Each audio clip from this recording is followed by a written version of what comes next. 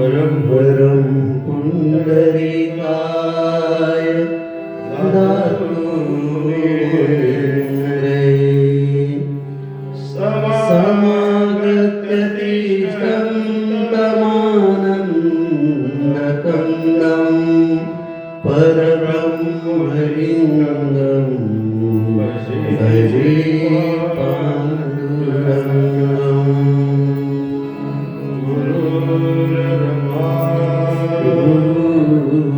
विष्णु गुरुर्देवो महेश्वरा गुरु साक्षात् परब्रह्म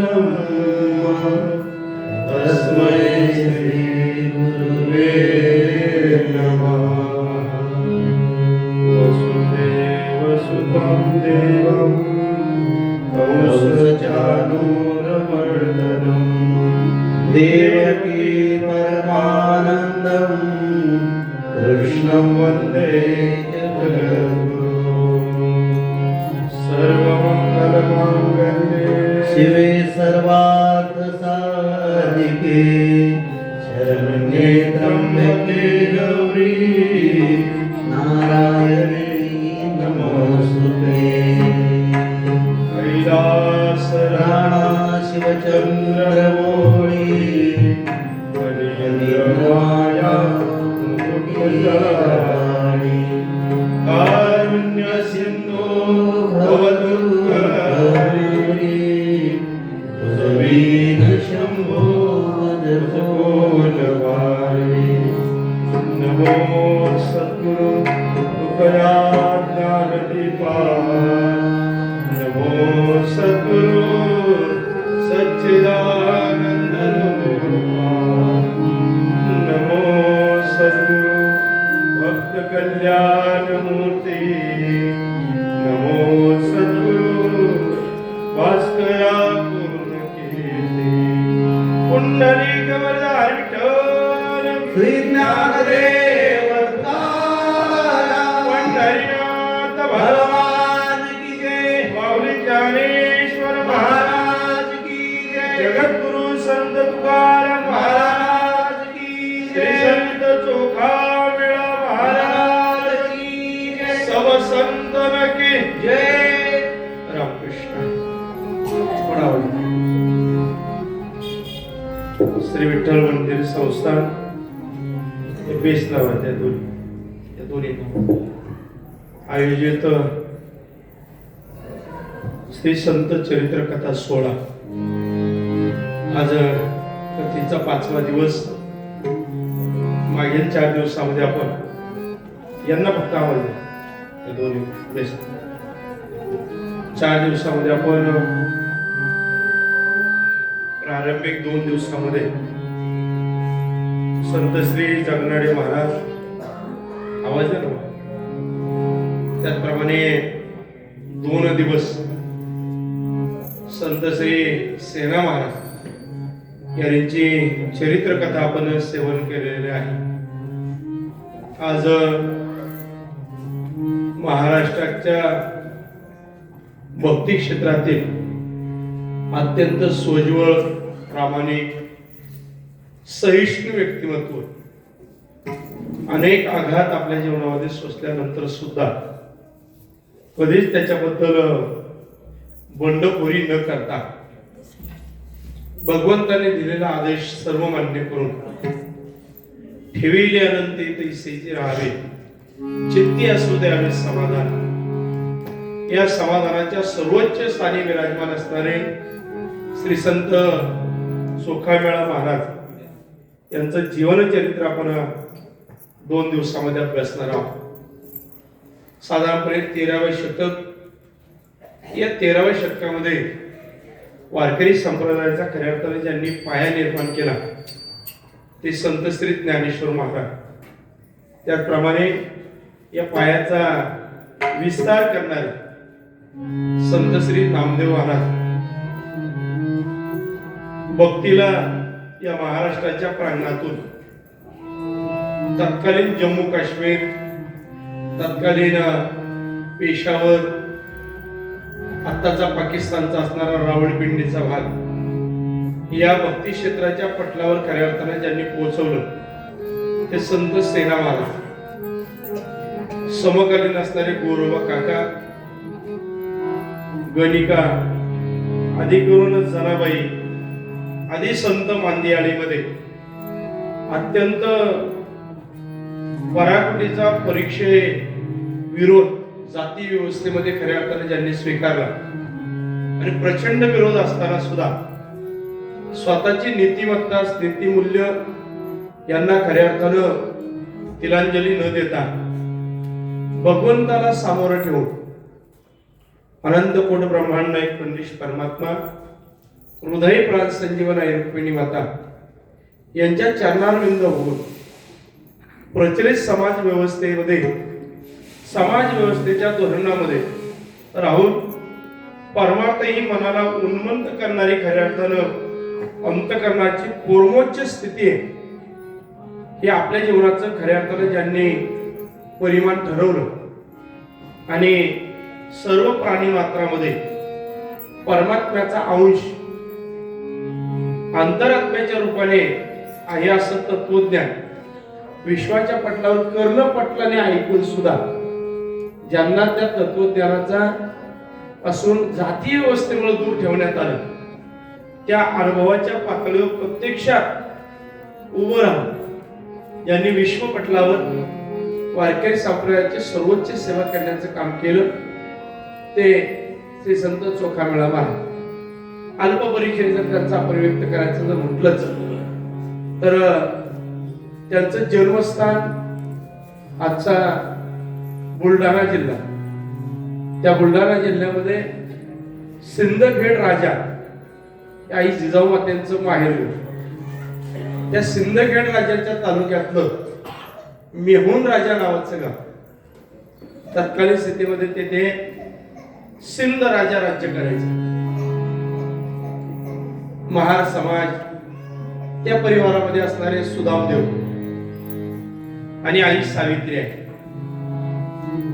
हे दोन उभयता आपल्या गावामध्ये मिळेल ते काम, वेस्करांचं काम काय तर गावच्या बांधाची मोजणी त्यांनी काय, आता मोजणीचं बी बघा, पण त्याचं काम त्यांनी करा. आणि ही सगळी कामं करता करता, ही सगळी कामं करता करता गावची मेलेली जनावरं ढोरं गावाच्या बाहेर सोडून द्यावी, हे त्यांचं काम. तसं पाहिलं गेलं तर सकळ संतांना एका चरित्रामध्ये आणण्याचं काम या महाराष्ट्राच्या पटलावर पहिल्यांदा दुंडा महाराजांनी केलं. आज विठ्ठल मंदिर संस्थांना भाग्य म्हणावं लागेल. खूप दिवसाचा मधला कालखंड हा व्यक्त होत नव्हता, परंतु विठ्ठल मंदिर संस्थांच्या माध्यमातून आज ही कथा संपन्न होत असताना आज पाचव्या दिवशी आपण या चोखामेळा महाराजांचं स्मरण करणार आहोत. तत्निमित्ताने आजच्या या कथेचे यजमान आणि तळेगाव नगरीचे नवनिर्वाचित विद्यमान नगरसेवक आदरणीय सत्यमदादा गणेशजी खांडगे हे आजच्या कथेचे यजमान. म्हणजे ज्ञानदान, अन्नदान, सेवादान या सर्व दानामध्ये खऱ्या अर्थानं दानाची भूमिका आगत आहे. त्या दान तत्वज्ञानानुसार आपल्याला आज खऱ्या अर्थाने यजमानपद त्यांच्या माध्यमातून लावलं. याकरता हे सर्व भाव व्यक्त करत होतो. येसकर असणारी परंपरा आणि ती येसकर परंपरा जतन करताना, ती येसकर परंपरा जतन करताना कसलाही अंतकरणामध्ये द्वैत भाव नाही.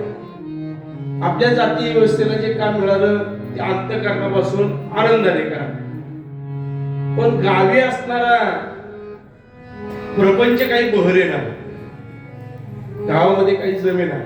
म्हणून कोल्हापूर जिल्ह्यामध्ये कारेगाव नावाचं एक गाव, त्या कारेगावामध्ये हे परिवार बुलढाणा जिल्ह्यातून मेहुण राजा म्हणून कोरेगावला आला, कोल्हापूर जिल्ह्यात. मिळेल तो उद्योग व्यवसाय करू लागला. तिथे एक राजे, त्या राजाकडं चाकरीला राहिले. तो राजा स्थितप्रज्ञ, समत्व बाबा. माऊलींनी पूर्ण तत्वाची भूमिका मांडली होती. अर्जुना तयाचे ठाई सहजे काम कृतू नाही आणि भयातेने काहीतरी तो परिपूर्ण. त्या परिपूर्ण त्याला पूर्ण झालेला तो राजा. आणि मग रोजचा नियम आपल्याला जे मिळालं ते पहिलं भगवंताला समर्पण करायचं. आपण पहा, काका रोज पूजा करतात.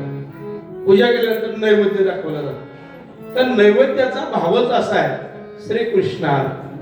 एकदा कृष्ण अर्पण म्हटलं की भगवंत नैवेद्य खात नाही, नामदेवराय सोडले तर.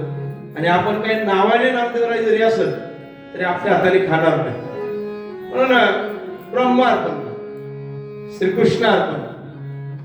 आणि मग त्या राजाचा नियम होता, काही आपल्याला जे मिळालं ते पहिलं भगवंताला समर्पित करायचं. त्याशिवायचे काही प्राशरच करायचं नाही. आंब्याचा मोसमाला खूप मोठी बगीचा होता. त्या बगीचेमध्ये हजारो झाडं लागली. हजारो बाग, झाडांची बाग उगवली. अनेक आंबे आले. त्या आंब्याला पाहिलं आणि मग त्याच्या लक्षात आलं हे भगवंताला दिलं पाहिजे, भगवंताला दिलं. तसं जर आपण पाहिलं ना तर चोखोबारांचा परिवारच असा आहे की ज्या समाज व्यवस्थेने उच्च वर्णीयामध्ये जन्माला आलेल्या माऊलींच्या परिवाराला सोडलं नाही. माऊलींच्या आईवडिलांना देहांत प्रायश्चित्ताची शिक्षा झाली. पण आपल्याकडे असं म्हटलं जातं बा, दहशतवादाला जात नसते, धर्म नसतो. धर्म जातीच्या पलीकडे असणारा दहशतवाद असतो. समाज व्यवस्थेने, तत्कालीन समाज व्यवस्थेने उच्च वर्णीय असणाऱ्या माऊलींच्या परिवाराला सुद्धा हे चटके सोडले नाही. आणि मग त्या काळामध्ये माऊली असतील, त्यांचे परिवार असेल, अगदी तळाच्या समाजात जन्माला आलेल्या सोखावेळासारखा पारमार्थिक परिवार असेल, तो सुद्धा अग्निदिव्यातून गेला. अग्निदिव्यातून. मग येसकर असणाऱ्या सुदामदेवांना सावित्रीबाईंना बोलावलं आणि राजाने सांगितलं काही नाही, काय करा, हे आंब्याचे 2 पाटे आहेत पहा. एका पाटीमध्ये 50 आंबे आहेत, दुसऱ्या पाटीत 50 आंबे आहेत. काही नाही, आपल्या पंढरपूरच्या पांडुरंगाला एवढ्या फक्त भेट देऊन या. काही माणसं इतकी श्रद्धावान असतात, इतकी श्रद्धावान की आपल्याला जे मिळेल ते पहिलं भगवंताला. मला या बाबतीत राजकीय लोकांचं कौतुक वाटतं. सत्यम दादा कौतुक या करतात. जीवन राजकीय आहे पण श्रद्धा अध्यात्मावर. अध्यात्मावर पार म्हणजे त्यांनी फॉर्म भरायचं म्हटलं तर लढायचं आहे. फॉर्म सामोपचाराचा आहे का? तर ते काय सगळेच तळेगाव करेल का सामोपचाराने घ्यायला? राजकीय जीवनामध्ये युद्धाशिवाय जमतच नाही. त्या युद्धाचा नियम साम दाम दंड आणि भेद. जिथं साम्याने चालत नाही तिथं भेदाची नीती वापरावी लागते. जिथं भेदाने जमत नाही तिथं दामाची पंथ कामाला येतात. जिथं दामाची पंथ येत नाही तिथं काठीने जाणावं लागतं. त्याशिवाय जमत नाही. ही नीती आहे. मला कौतुक या गोष्टीचं राजकीय पटलाचं असं आहे. युद्ध झाला निघालं तरी भगवंताचं दर्शन आहे आणि विजयी झालं तरी सुद्धा भगवंताचं दर्शन आहे. म्हणजे परवाचा कालचा 16 पाहिला हे सगळे मंडळी जाताना दर्शन करून गेले. कौतुक या गोष्टी. आणि मग सांगितलं गेलं 2 पाट्या भरल्या 50-50 आंब्याच्या. दोघांनी डोक्यावर घेतल्या. आनंद 2 गोष्टीचा आहे. एक राजाने जबाबदारी सोपवली आणि दुसरी माझ्या पांडुरंगाचं दर्शन होईल. काय इच्छा आहे. आता तुम्ही मंडळी म्हणले ना चला बसा बसमध्ये, ते तुमचा हेतू पाहत नाही. ते नंतर बघू तारखेच्या दिवशी काय वाटायला येईल ते. आज दर्शन होतंय ना बस झालं बघ. पण ते इमानदारीने राहिले दर्शन करून तर बरं, नाही तर परत आज दिवशी वाट पाहतात बघ. यांच्या मनात एकच इच्छा आहे, काय नाही, पंढरपूरच्या पांडुरंगाचं दर्शन होईल. निघाले मजल दरमजल करत एका दिवसात पंढरपूरला पोहोचले. कोल्हापूरवरून, कोरेगाववरून तिथं पोहोचले. वाखरीच्या टप्प्यात पोहोचले आणि वाखरीवर गेल्यानंतर एक व्यक्ती त्यांना आडवा. दुपारचं ऊन आहे, वैशाख महिना आहे, उन्हाचे दिवस आहेत, उन्हाचे चटके बसतायत. काखेल लावलेलं गुडघ्यापर्यंत आलेलं धोतर, अंगावर टाकलेलं एक उपर्ण, डोक्यात लावलेलं पागोट, गाडीने व्याकुळ झालेलं, भुकेने व्याकुळ झालेलं एक व्यक्ती रस्त्याच्या कडेला पडले. हो, आणि रस्त्याच्या पडलेलं व्यक्ती ते पाहिलं आणि या दोन येसकरांना असं वाटलं थांबवलं. आणि आवाज येतो, दादा काही खायला मिळेल? सकाळपासून उपाशी. सुदामदेवांनी त्याच्याकडे दुर्लक्ष केलं, पण पाठीमाग कनवाळू कृपाळू असणारी आई साहेब, तुकोबारायांनी आईचं हृदय मांडलं की नाही. आई म्हणजे काय असतं माहितीये? ऐसी कळवळ्याची जाती, ऐसी कळवळ्याची जाती,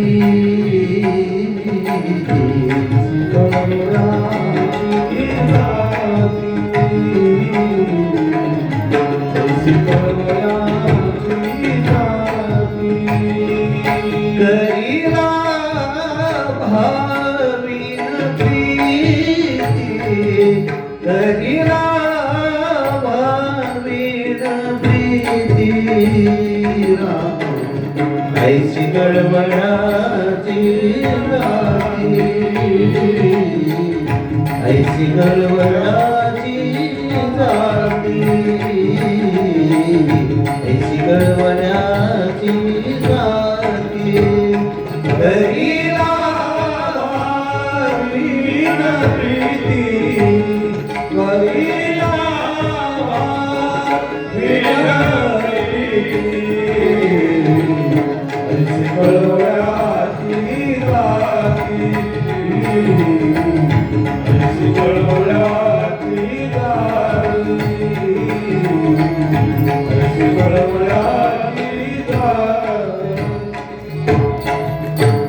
भुकेने व्याकुळ झालेला महात्मा पाहिला, वृद्धस्थ असणारा व्यक्ती पाहिला.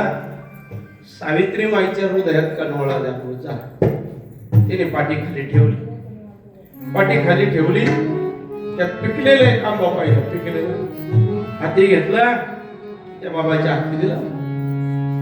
कनवळूपणा, हाती आंबा घेतला आणि इतका उपाशी असताना माणूस पटकन तोंडात टाकला. एक घास खाऊन झाला, प्रचंड आंबट लागला, प्रचंड आंबट आंबा जर आपल्या हातात आला, आपण एका घासाच्या पुढे खात नाही. ते दुसरा घास खाण्याची इच्छा झाली नाही. त्याचं तोंड पाहिलं, त्याची अवस्था पाहिली. सावित्री आईच्या लक्षात आलं, बाबाला आंबा काय आवडला नाही. तिने परत घेतला. आता त्या 50 आंब्यामध्ये जर उष्ट आंबा ठेवला तर देवाला उष्ट आंबा जाईल, म्हणून तिच्या आईने आपल्या पिरवटाला बांधला. पूर्वी आईचा वाटवा होता. त्या आईच्या वाटव्यात काय काय असायचं सगळ्यांना माहिती आहे. ज्यांनी आजीचा वाटवा पाहिलाय, आईचा वाटवा पाहिलाय, त्यांना पेपर मिलच्या त्या गोळ्या खायची कधी चिंता लागली नाही. त्याला 5 रुपयाची भेळ खायला कधी वानवा लागला नाही. आईच्या वाटव्यात सगळं मिळायचं, सगळं भेटायचं. आणि मग ते पिरमुटाला बांधलं, निघाले प्रवास करत. 5 किलोमीटरचं अंतर राहिलेलं.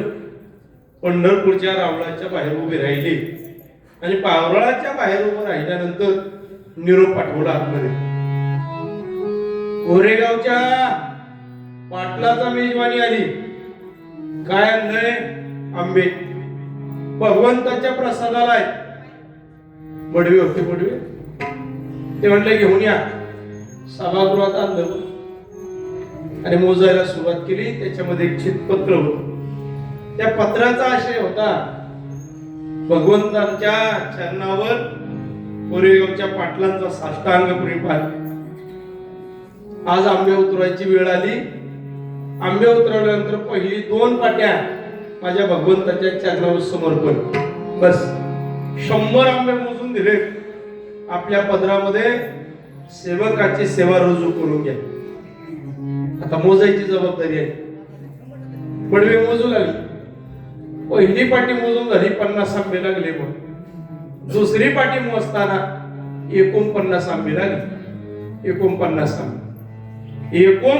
आंबे लागल्यानंतर बडवे विचारतायत, ओ येसकर, 100 आंब्याचं पत्र आहे, तुमच्याकडे मात्र 99 वाटताय का बरं? आता सुदामदेवाने सावित्री आईकडे पाहिलं. सावित्री आई म्हणजे खरं बोलणारी बाई, खरं बोल. किती तिला अंगावर संकट येऊ द्या, पण खरं बोलणार. ती खरं बोल. काही नाही, येत होतो वाखरीच्या एका झाडाखाली एक वृद्ध व्यक्ती बसलेला होता. भूक लागलेली, भूतदया उत्पन्न झाली आणि भूतदया उत्पन्न झाल्यामुळं एक आंबा त्या बिचाऱ्याला खायला दिला. पण दुर्दैव त्याही बिचाऱ्याचं, तो एक आंबा सुद्धा त्याला गोड लागला नाही हो, कारण ते भगवंताचे होते, त्याच्या अधिकारी भगवंताचे. गोड लागला नाही. मग बघा ना, तो पिरवटाचा आंबा काढला आणि समोर धरला. बघ, 2 मतमतांतर आहेत. बघ, ज्याला विज्ञान मान्य आहे त्याला कधी या गोष्टी विश्वास बसणार नाही, पण ज्याला शास्त्र मान्य आहे त्याला विश्वास बसल्याशिवाय राहत नाही. एक भाग असा सांगितला जातो, ज्या समयाला तो आंबा पिरवटामध्ये ठेवला त्यावेळेस आमच्या सावित्री आई 9 महिन्याच्या गरोदर होती. 9 महिने. भगवंताने आंबा चोखला म्हणून झालेल्या बाळाचं नाव चोखामेळा ठेवलं. आणि एक भाग असा शास्त्रामध्ये सांगितला जातो, जो आंबा पिरवटामध्ये ठेवला तो भगवंताच्या कृपेने तो पाडण्यासाठी गेल्या तर त्यामध्ये ते बाळ दिसू लागलं. भगवंताने चोखला म्हणून त्याचंही नाव चोखामेळा ठेवलं. पण शास्त्र मान्य आहे आणि विज्ञानही मान्य असणाऱ्या संतांना मात्र याला दुजोरा देतात. 9 महिन्याच्या गरोदर आहेत, पण इमानदारीने वागल्यावर, सत्य वागल्या. हे फक्त माझ्या मायबाप पण नरेश परमात्म्याचं दर्शन घ्यायचंय म्हणून कोरेगाववरून चालत आल्या आणि येताना प्रचंड जडोक्याव घेऊन 9 महिन्याची गरोदर स्त्री माझ्या पांडुरंगाला भेटायला आली. पांडुरंगाने आशीर्वाद दिला. तिच्या पोटी जन्माला आलेल्या मुलाचं नाव आंबा भगवंताने चोखला म्हणून त्याचं नाव चोखामेळा ठेवलं. हे चोखामेळ्यासारख्या एका संताचा जन्म महान समाजामध्ये झाला. हो, जन्माविषयी त्या पंढरपूरच्या पांडुरंगाचं दर्शन घेतलं आणि सुदामदेवांना असं वाटलं सेवा तर सर्वच ठिकाणी करायची. मग परत जर या पांडुरंगाला भेटायचं म्हटलं तर कोरेगाववरून यावं लागतं. त्यापेक्षा जाता जाता इथं चांगली जागा मिळत ते थांबू. देवाचं गाव आहे, देवाचं गाव पंढरपूर पासून 20 किलोमीटर. देवाचं संतांचं गाव म्हटलं जातं त्याला. त्या गावाचं नाव आहे मंगळवेढा.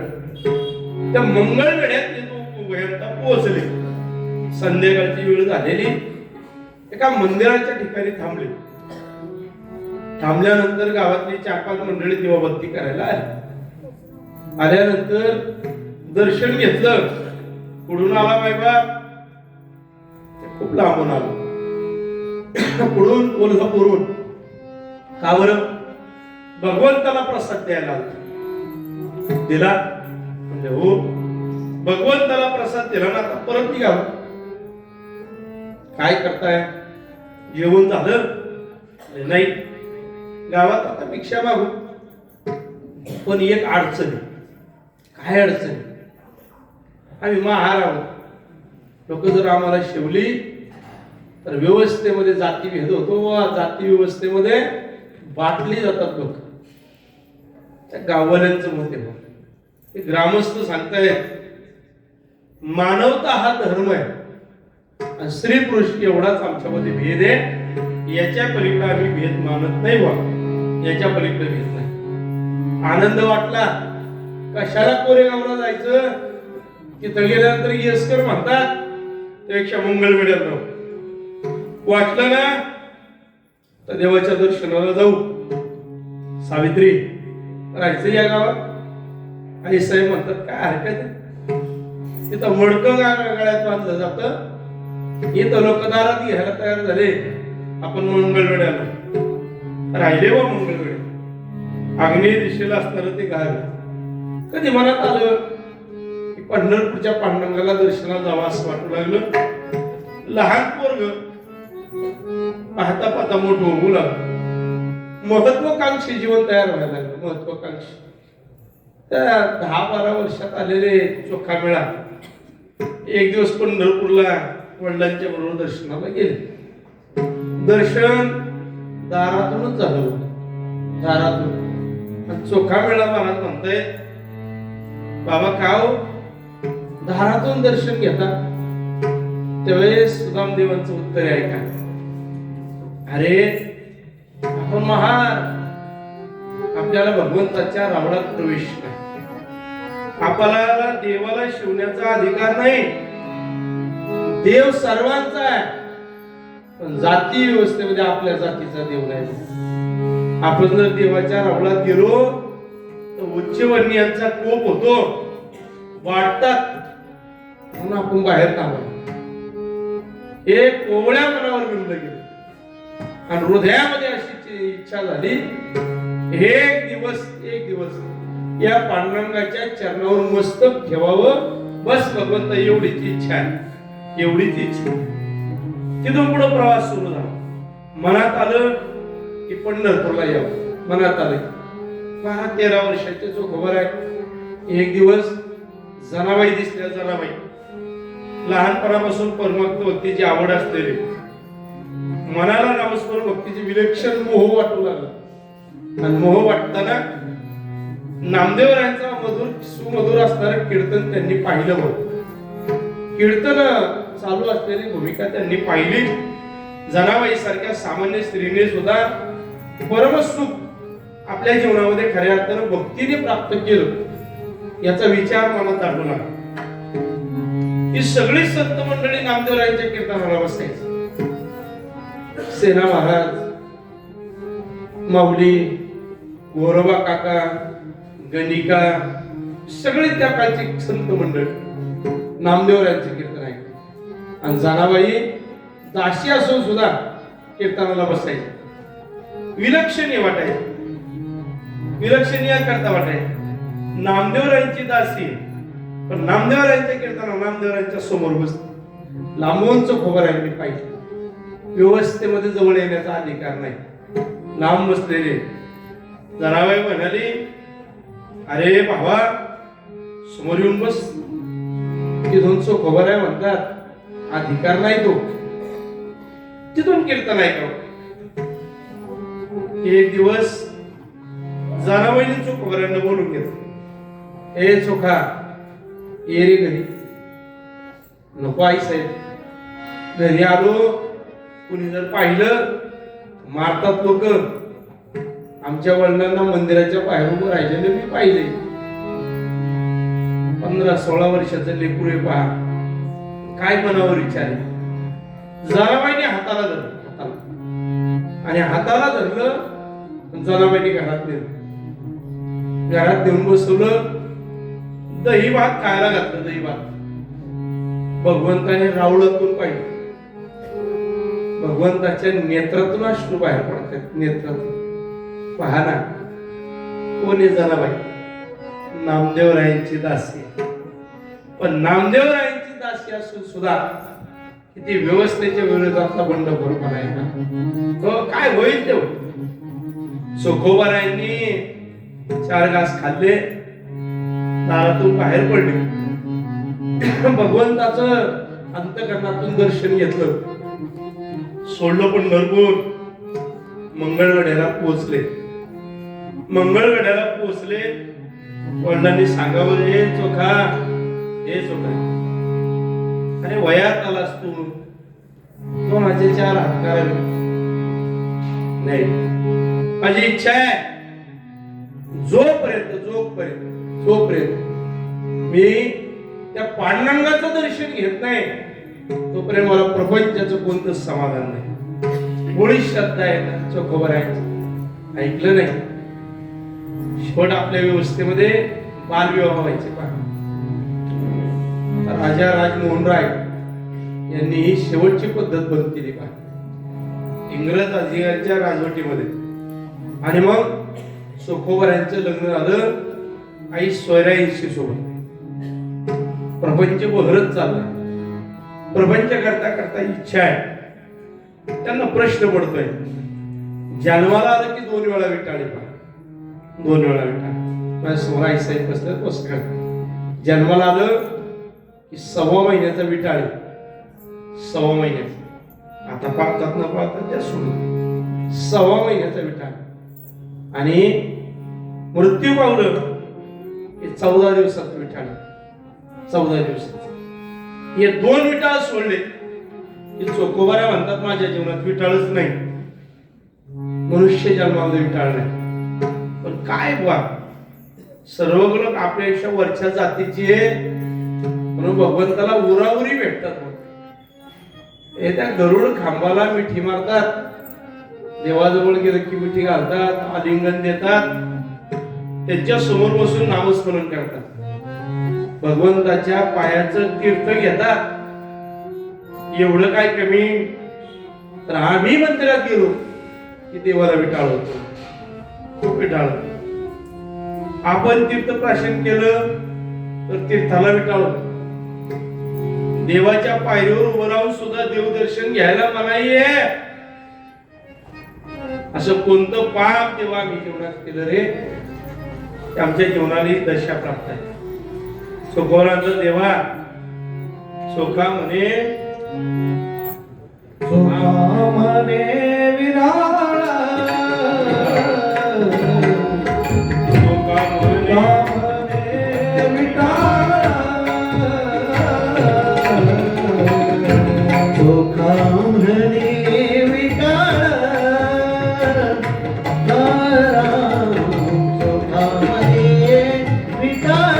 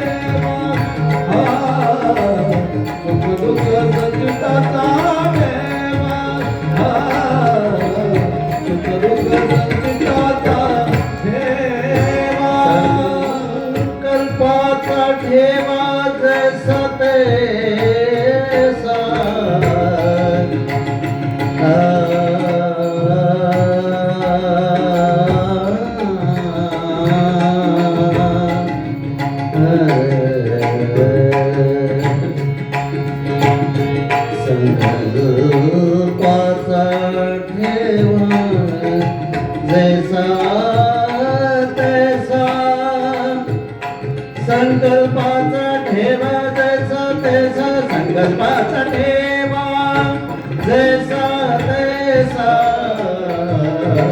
सुख दुःख संचिताचा ठेवा सुख दुःख संचिताचा ठेवा सुख दुःख संचिताचा ठेवा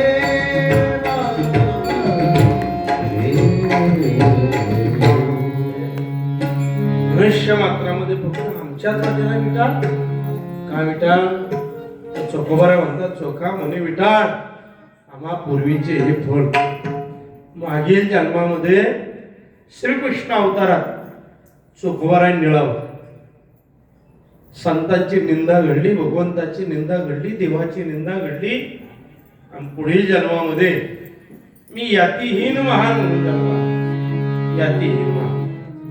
पूर्वजन्मावर प्रचंड विश्वास.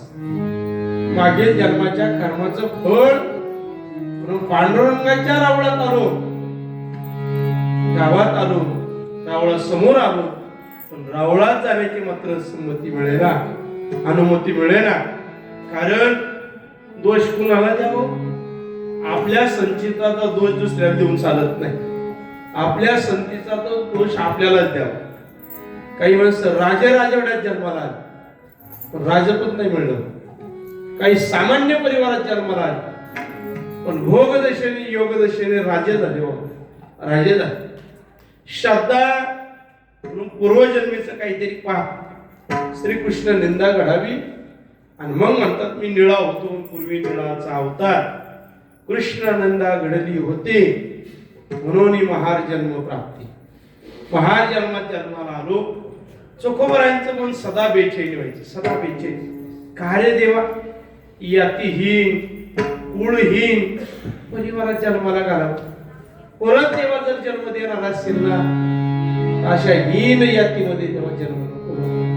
हीन यातीचा तिटकारा का तो लोक जवळ घेत नाही. ते म्हणायचे लोक बाईला सुद्धा कोण जातात की नाही. दिवसभर उभाटी पाळी चालली, उभाटी पाळी दिवसभर 3 वाजले, दिवसभर काम झालं, दिवसभर बैल चालला म्हणून मालकाला आनंद वाटला. मालकाने सोडून दिलं आणि सोडून दिल्यानंतर त्या बैलाच्या पाठीवरून हात पसरला का तर दिवसभर काम केलं. चोखोबरा म्हणतात देवा अरे सगळं तुझं काम करतोय, दिवसभर नाही जन्मोजन्मांतरी आम्ही तुझीच सेवा केली. जन्मोजन्मांतरी तरी सुद्धा मागील जन्मात एक कृष्ण निंदा म्हणून या जन्मामध्ये महार परिवारात जन्माला आणि देवा तू सामोरा सुद्धा दिसणार आहे. किती खंत असेल. खूप हिंडलो फिरलो असंच आत्म्याला कुठंच शांती मिळत नाही. मग काय करावं? संवेदनशील मनाला खूप समजावण्याचा प्रयत्न आहे. मी यातीहीन महार, मी यातीहीन महार, मी यातीहीन महार, मी यातीहीन महार. पूर्वी निळाचा अवतार, पूर्वी निळाचा अवतार, कृष्ण निंदा घडली होती, कृष्ण निंदा घडली होती, कृष्ण निंदा घडली होती.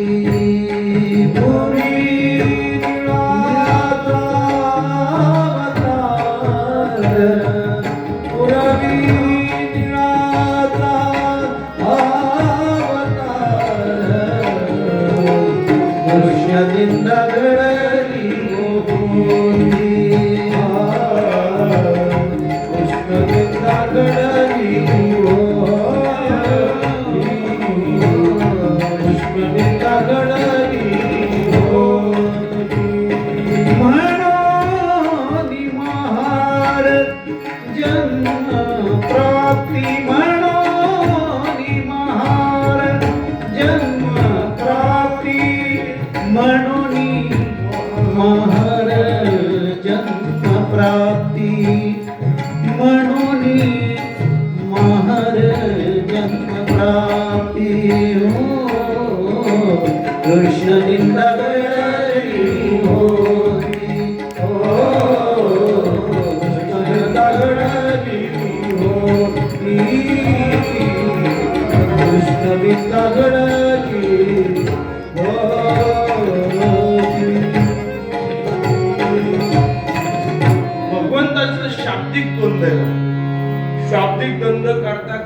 21-22 वर्षाचा तरुण त्या मंगळवेढ्याच्या ग्रामस्थांनी 3 एकर जमीन दिली. ती गावाच्या बाहेर, गावाच्या बाहेरची जमीन पांडुरंगाची भक्ती करता करता करू लागली. भक्ती करता करता ज्वारी पेरली म्हणजे ज्वारी पेरली. कणसाला आले. गावचा कुलकर्णी शेताच्या कडेने चालल्या. त्याने बहरतं पीक पाहिलं, बहरतं पीक. आणि त्याच्या लक्षात आलं ही जमीन कोणाची रे? म्हणजे चोखा महाराज. सोबतच्या असणाऱ्या सहकार्याने सांगितलं चोखा महाराज, महाराला काय करायचं जमीन, महाराला काय करायचं पीक, त्याने फक्त कामच करा. आदेश दिला कुलकर्ण्यांनी, अरे हे पीक उपटून काढा, नेस्ताना भूत करा. पीक जर पिकलं, धान्य जर पदरात पडलं, IAS कर आपलं काम करेल कसा? काय वृत्ती आहे पहा. आणि मग आपलं काम करण्याकरता पीक उपटून काढा एवढाच आदेश नाही निघाला. जमीन कोणाची? चोखा महाराजची. लिहून द्या, गावातल्या पाटलाच्या नावावर करून द्या, कुलकर्णी महाजन. इतके खिन्न झाले, रात्रंदिवस डोळ्याला डोळा नाही. देवा काय अपराध रे माझ्याकडून घडला, म्हणून देवा या तिहीन कुळात जन्माला घातलं, तुला या ती कुळात जन्माला घातलं, पण इथं 2 घास अन्न सुद्धा देवा मिळाला. काय करू रे? प्रचंड उद्विग्न, अनुभव रोजचे असे येऊ लागले. या अनुभवातून करावं काय काहीच कळत. लोक जनावराला सुद्धा गोंजारतात बुवा. जनावराला खबर आहे म्हणतात, जर का आपल्याला जर साप दिसला, साप जिवंत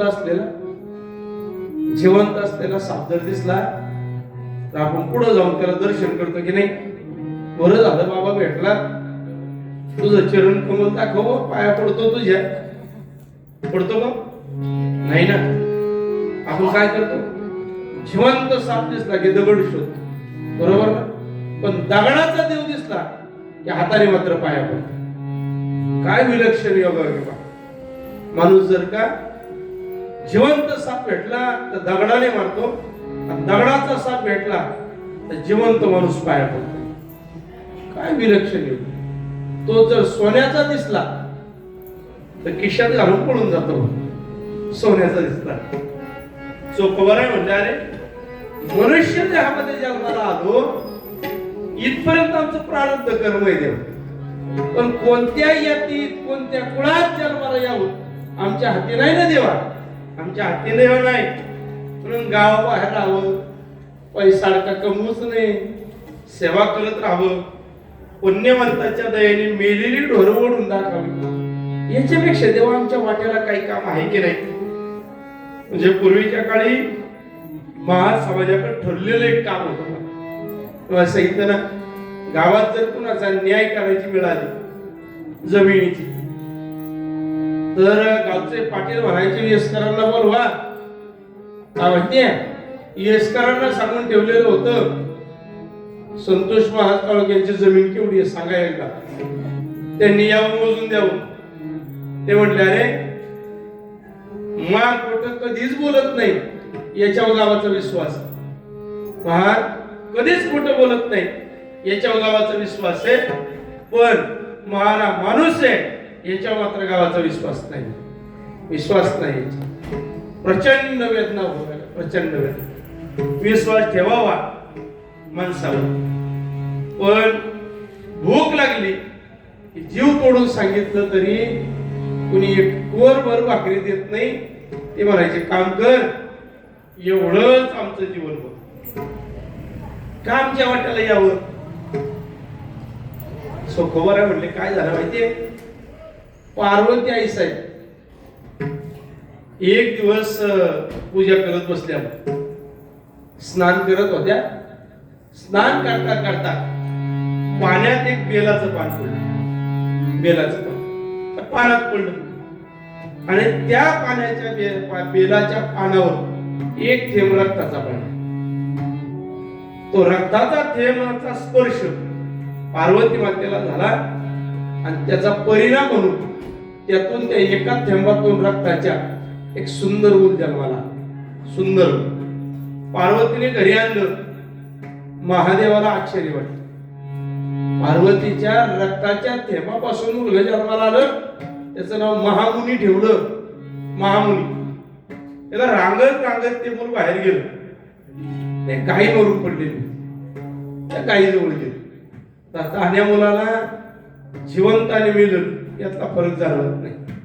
काहीच जाणवत नाही. ते गाईचं मांस, मेलेल्या गाईचं मांस ते भक्षण करू लागलं. किती दिवसाचं राहणार बाळ असेल? 1-1.5 वर्षाचं बाळ, 1 वर्षाचं बाळ ते मांस भक्षण करायला लागलं. हे महादेवाने पाहिलं. राग आला, क्रोधिष्ठ झाले आणि सांगितलं तू घरात राहण्याच्या कामाचं नाही, तू गावाबाहेर राहशील, मेलेल्या जनावरांचं मांस भक्षण करशील आणि तुझ्याकडं कामाचा विटाळच कायमस्वरूपी राहील. या शापातून निर्माण झालेलं माझं जीवन आहे. पुनर्जन्मावर प्रचंड विश्वास आहे आणि हा दैवगतीचा शाप भगवंता सांगणारे. रात्रंदिवस देवाला चोखोबऱ्यांचा एकच प्रश्न आहे. या विटाळातून आणि या कंटाळवाण्या जीवनातून देवा कधी मुक्तता होईल? कधीतरी आमच्या जीवनातला मुक्तीचा दिवस असेल की नाही याचा विचार जीवनात ते करू लागले. रोजचा प्रसंग आहे. सकाळी उठावं, मनापासून भगवंताचं नामस्मरण करावं आणि नामस्मरण करता न करता करता देवाची प्राप्ती कशी होईल एवढाच विचार. मनात सतत पोतरी झाले, त्यातून काही गोष्टी स्फुरू लागल्या. काय असतं माहिती का? दुःखातून काही चांगल्या गोष्टी निर्माण होतात. वियोगातून एखादी शब्दरचना निर्माण होते. चोखोबरायांच्या हृदयातून सुद्धा अशी अभंग स्फुरू लागली. ते म्हणतात येथे ते संग आहे दुर्जनाचा, म्हणून क्षीण त्याचा वाता होत आहे. तेव्हा दुर्जनाचा संग आणि याचा आता क्षीण होतो. यातीचा प्रकार अमंगळ खाणार, मद्य मांस आहार करतात, मुखे ते वाईट बोलतात ती कशाळ, तेने हळहळ जीव काही, जोका म्हणे ऐस्या पुढील काचनी, सोसू चाचणी पोटभरी. तेव्हा कुठपर्यंत चालायचं रे? कधीतरी याच्यातून मुक्ता. हे लोकांवर लादलेलं सगळं प्रतिष्ठित म्हणून मिळवणाऱ्या, शौर्य कर्म करणाऱ्या या व्यवस्थेमध्ये आमच्यासाठी न्याय कधी आहे की नाही? सांग ना तेव्हा. आमच्या करता न्याय कधी? चोखोबऱ्या अंतर्बाह्य या सगळ्या गोष्टीला तोंड दिलं. बहुत प्रकार बहुत या जगाचे, काय मानू त्यांचे गुणदोष? तेव्हा लोक खूप चांगली दिसतात. म्हणजे काही माणसं तुम्ही पहा, फ्लेक्सवर दिसते की इतकी भारी दिसतात. फ्लेक्सवर इतकी भारी, लय दानशूर वाटतात ती लोक, लय मोठी. पण कधी अनुभवाने माणसं जर का गेली त्यांच्या जवळ, आण आधार कार्ड, आण पॅन कार्ड, देवळ दाखव, सगळं करू ठेवू, यातच काळ निघून जातो. हे लांब माणसं जोपर्यंत आहेत तोपर्यंत इतकी सुंदर वाटतात. जवळ आले ती इतके लहान आहेत. हे ज्या दिवशी कळतं ना त्या दिवशी वाटतं हे दिसायला मोठं आहे बा, पण आहे मात्र लहान आहे. लहान म्हणजे एक पोरग होतं. पोरग रोज सकाळी शाळेत निघायचं, शाळेतून घरी जायचं, अभ्यास करायचा. एक दिवस काय झालं माहितीये? चालता चालता हातात दगड आला आणि दगड फिरकावून मारला. तो कुठं गेला त्या पोरालाही माहिती नाही. पण चालताना मारलेला दगड मारल्यानंतर दुसरा दगड घेतला आणि तो दगड मारायच्या अवस्थेत असताना एका व्यक्तीने त्याला पकडलं. घसरली पकडली, पाठीमागून कॉलर पकडली. अरे हराम घरा दगडी मारतो. म्हणला बाबा माझ्या हातात दगड अजून ये, मी मारायचा अजून. नाही म्हणले, तू दगड मारला ना, तुझ्या दगडाने माझ्या गाडीची काच फुटली, तुमच्या गाडीची काच फुटली. मानगुटीला धरलं, 2 फटके मारले आणि चल म्हणले माझ्या मालकाकडे, चल घरी. घरापुढे नेलं.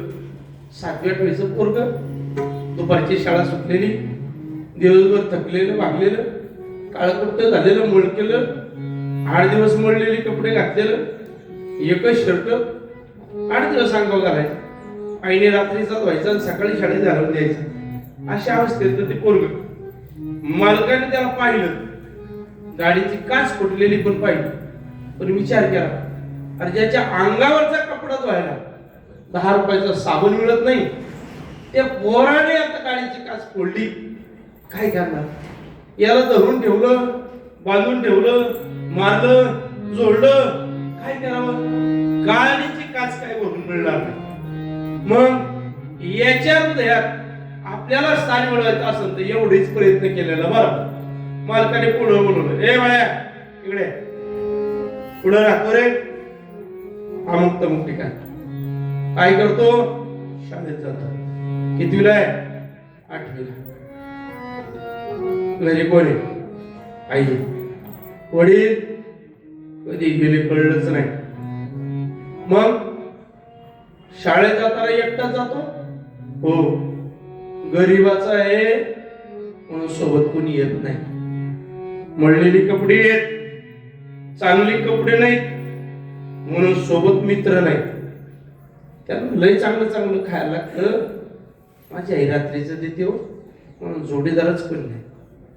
मग काय झालं? काही नाही. खरं सांगू, मालक काय पुढून सांगतो, काय पुढून सांग. सहज दगड उचलला आणि फेकून दिलं. पुढे गेला मालक मला माहिती नाही, पण चुकून जर तुमच्या गाडीची काच फुटली असेल ना, बाहेर पडतो, फक्त घरी येऊन आईला सांगणार, आईला सांगणार. लय मारलं हो तुमच्या माणसाने, लय मारले. पाठी वळ उठलेत. संध्याकाळी घरी गेलो ना, आईने जर का पाहिलं ना, आई विचारेल मला, कोणी मारलं रे आणि का मारलं? मारलं म्हणून त्रास नाही, मारलं म्हणून काहीच त्रास नाही. पण आईला जर का कळालं ना, माझ्या हातून तुमच्या गाडीची काच फुटली, आई जास्त मारेल हो, जास्त मारेल. पण मालक माफी मागतो, पाया पडतो. माझ्याकडे 4 रुपये आले ना, नक्की तुमची गाडीची काच भरून देईल, पण मालक माफ करा. 10 वर्षाचं लेकरू मालकाच्या पाया पडू लागलं. मालकाने उभं, दोन्ही हाताने धरलं, उभं केलं. खिशातून 10 रुपये काढले आणि पोराच्या हातात दिले. पोराच्या हातात जा रे. लहान मुलाच्या हाताने चुकी झाली म्हणून पुढे मारायचं असतं का? पोराने मालकाकडे पाहिलं, स्मित हास्य केलं. ज्याने मारलं त्याच्याकडे पाहिलं, पोरग निघून गेलं. जाताना मात्र पोरग एकच विचार करते, या जीवनामध्ये माणसं आहेत बा, पण त्यापेक्षा किटल्याच जास्त गरम असतात बा. मालकाने माफ केलं ना, गाड्याने मारलं, गाड्याने मारलं. भगवंत म्हणतात देवा, सुखोबर म्हणतात देवा, अरे बहुत गुणाची माणसं आम्ही पाहिजे. नीच हे याती अनामिक नाव, हे ते भाव भाव देव कोणचा. कसला रे देवा इथं भेदभाव? पण भेदभाव असताना सुखा माझ्या अंतःकरणामध्ये त्या सुखाची तळमळ. काय करू देवा? विठ्ठल मंदिराच्या प्रांगणात जावं तर मुळे हुसकून देतात. देवा काय करावं? प्रचंड इच्छा आहे देवा तुझ्या भेटीची. सोयराईला सांगितलं, हे सोयरा, कार्तिकीची एकादशी आहे, कार्तिकीची एकादशी जातो पंढरपूरला. एवढ्या गर्दीत जर मिळाली संधी तर जाईल मंदिरात. बघू भगवंताने घेतलं कुशीत तर म्हणून निघाले. पंढरपूरच्या रावळाच्या बाहेर आले आणि कानावर आवाज म्हटला बा भजनाचा, श्री कृष्ण गोविंद हरे मुरारी हे नाथ नारायण वासुदेव. श्री कृष्ण गोविंद हरे मुरारे हे नारायण वासुदेव. कृष्ण गोविंद हरे मुरारे हे नारायण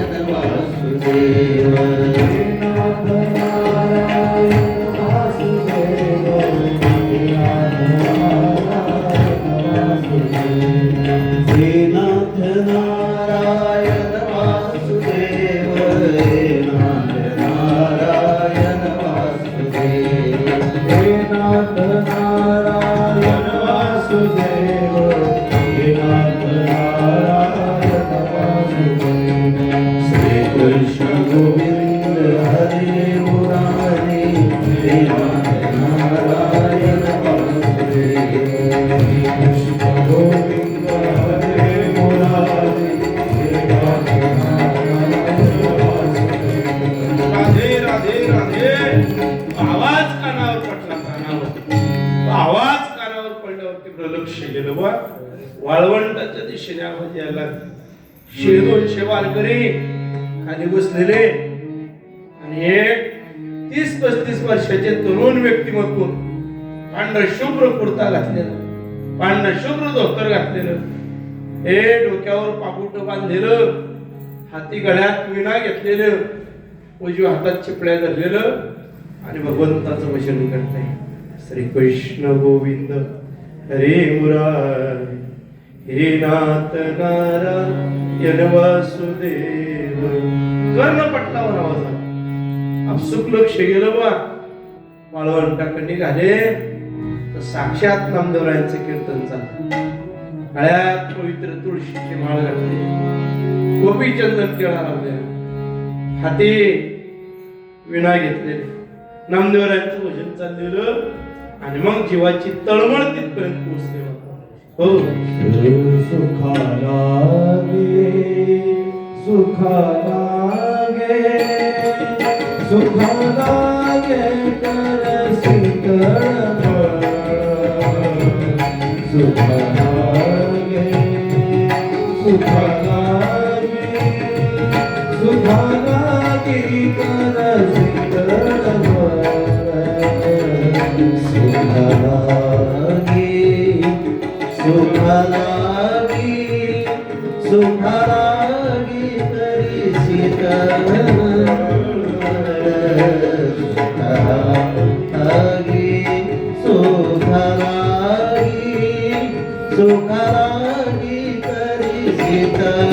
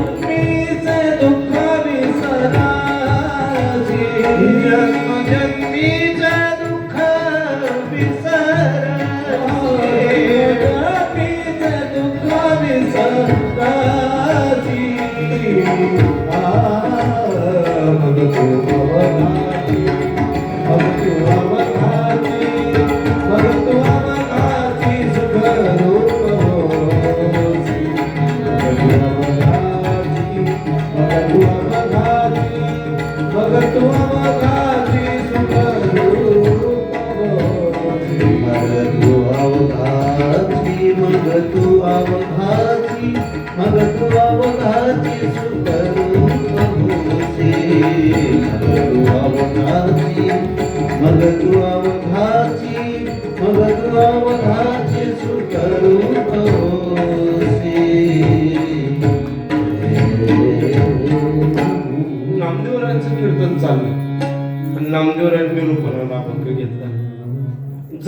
अंतकरणात इच्छा असेल तर एकदा पंढरपूरला जा, तरी तू अवघाची सुखरूप होस.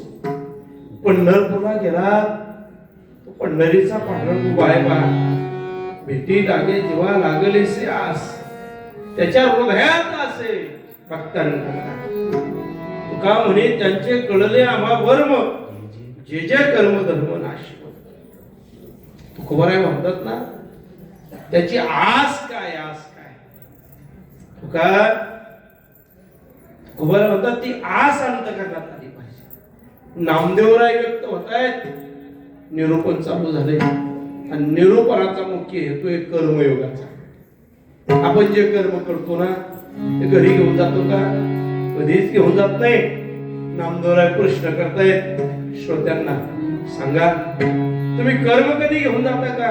नाही, पण कर्माने मिळालेला ज्ञान योग मात्र घरी घेऊन जाता की नाही? सगळे लोक मान डोलवायचे, जातो ना. मग तुम्हाला एखाद्या गोष्टीची आज लागली तर त्याचं वर्म करून घेतलं पाहिजे. वर्म काय? आजपर्यंत पांडुरंग परमात्मा जर जीवनात भेटला नसेल तर समजून जा अजूनपर्यंत गुरु भेटले नाही. नामदेवरायांचं निरूपण आणि मग तुकोबारायांच्या दिव्य कांतीमध्ये प्रकाश पडला. आपल्याला गुरुपद नाही म्हणून भगवंत साक्ष देत नाही. त्याला वर्म कळलं पाहिजे. वर्म कसं कळावं माहिती आहे? प्रत्येकाच्या घरी मैद्याचं पीठ आहे, प्रत्येकाच्या घरी साखर आहे, प्रत्येकाच्या घरी पदार्थ बनवले जातात, पण कसे बनवावे हे कळलं पाहिजे. कसे बनवावे म्हणजे परवा दिवशी मी जेवायला गेलो, मी विचारलो पाहिजे याला काय म्हणतात, म्हणजे याला चंद्रकला म्हणतात. आता मी माझ्या आयुष्यात कधी पाहिलं. खाऊन तळेगावला गेलो वगैरे आणि घरी गेलो. मी काल घरच्यांना म्हंटल वा काल आंबेकरांकडे गेलो होतो पण तिथं चंद्रकला खाल्ली. आमच्या मंडळी म्हणली करायला कसं गेलं बरं? युट्यूबला बघ. युट्यूबला नाही, युट्यूबवर कळत नाही. जर काय एखादी क्रिया चुकली तर तुम्ही पाहिलंय ना? पाहिलं. मी विचारलं बघ त्यांना कसं करतात. त्यांनी मला सांगितलं कसं करतात. काय नाही, मैद्याचं पीठ ते तुपामध्ये त्याला पाक बनवायचा. तुझे मला तो पाक सुद्धा बनवायला कला लागते. तो जास्त आळला तो पाक सुद्धा आहे ना वडी सारखा होतो. त्या धारेत आला पाहिजे. धारेत ते कळलं पाहिजे, वर्म कळलं पाहिजे. भक्तीचं वर्म आहे कळलं पाहिजे. मी पत्नीला म्हणलं बनव. त्यांनी सांगितलं तसं आपण बनवू. त्यांनी मला रेसिपी सांगितली. सगळं झालं बनवायचं. ते पीठ मळून झालं, पाक तयार करून झाला, ड्रायफ्रूट बनवून घेतले, सगळं एकत्र केलं, पण क्रिया चुकली. दिवसभर केलं तरी ती काही चंद्रकला काही जमणार होतं. मला असं वाटलं त्यांना फोन करावं. शेवट आठवलं मला, शेवट चंद्रकला कशी होती म्हणून मी आठवून तुम्हाला बराच बुद्धीला ताण दिला. बराच बुद्धीला ताण देताना मला असं कळलं ते गोल 2 चकल्या बनवाव्या लागतात बघ. आणि 2 चकल्या बनवल्या की मग मध्ये ते सारण ठेवावं लागतं. ते सगळं ड्रायफ्रुट्स वगैरे सगळं बनवलेलं ते तूप त्यामध्ये घालावं लागतं. त्याच्यामध्ये ते सगळं बनवून ते गोल दोन्ही बाजूने पॅक करायचं आणि मग ते तळून घ्यायचं. बरोबर ना? लक्षात आहे. अर्ध्या वर्गापर्यंत आलो. मी म्हटलं तुला का जमत नव्हतं? त्याने मला रेसिपी दाखवली.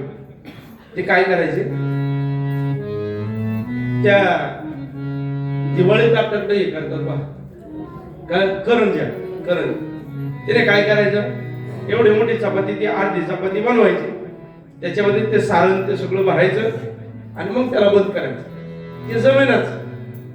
जेव्हा 2 एकत्र ठेवले तेव्हा पुढे जमली. काय नाव तिचं? चंद्रकला. आता तुमच्या लक्षात राहू द्या. मी जरी विसरलो तरी तुम्ही विसरलं नाही पाहिजे.